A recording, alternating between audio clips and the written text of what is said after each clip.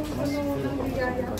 Kami po ay nagpapasalamat sa araw at narating namin ang ika-15 taong anniversary ng lubuyang ito.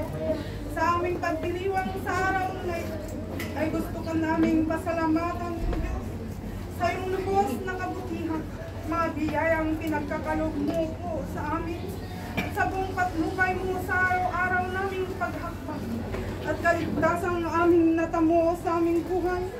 Hinihiling naming Ama na naway igawad mo ang kapatawaran ng mga nagawa naming kasalanan upang kami kalugod-lugod sa iyong harapan. At naway sa mga sumunod na araw sa aming paghakbang ay patuloy mo kaming subaybayan sa pagtupad sa mga tagupiling upang aming mapagtagumpayan ng iyong kalooban. Batid mo, Ama, ang aming kahingahan at mga pagkukulang naway sa iyong kaparaan ay aming mapunuan at may sagawa ng lubusan ng iyong kagustuhan. Bigyan mo nawa kami ng maraming pangkapagkakataon at kalayaan ng pananatili sa lugar na ito upang aming maibahagi ang aming pinagkaloob mong biyaya sa amin sa pamamagitan ng banal mong Espiritu. Tagapag-aliw at patnubay ng bawat isa sa amin ay mamatili kaming mabuhay sa liwanag at isagawa ang mga tungkulin namin sa ikatampuri ng iyong pangalan.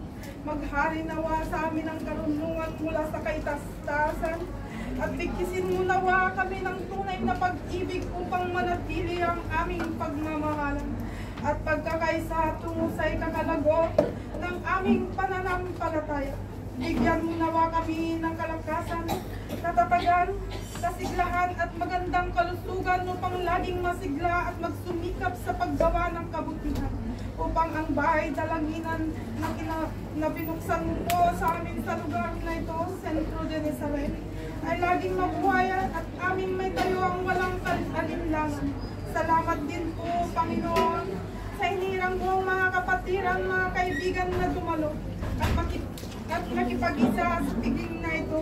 Naway pagpalain mo ang bawat isa sa amin at sa kanilang pag-uwi, sa kanilang tahanan, gabayan mo nawa ang bawat isa sa kanila.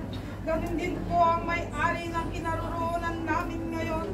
Buhos mo nawa ang pagpapala sa kanila, kasama ang mga manggagawa na nagpagal sa pagdaos ng aming anibersaryo. Ito ang samot dalangin namin sa ngalan ng bugtong mong anak.